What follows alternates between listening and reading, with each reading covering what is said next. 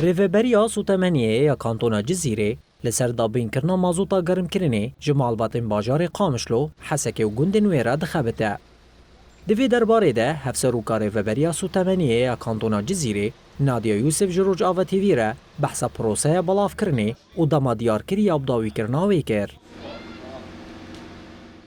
بازدهی هیوا بینجا دا مدست بلاف کرنا مازوتا مال باتا کر هر مال باتا کی الگوری تعمیما ایک وجمر هاتیش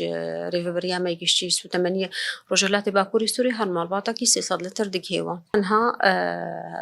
نزی 225,000 مال بات مازوتا وگهایوا و بلاف کرنا مازوتی حتی سرساله بداوی ببی. هر وها نادیا یوسف آنی زوانکو ولاتیش بلاف کرنا مازوتا پیش وقت رازینه و ایسال او دخابات خوده راستی تا استانگیان نهاتن. استانگی تقریبا ای سال در نکتیه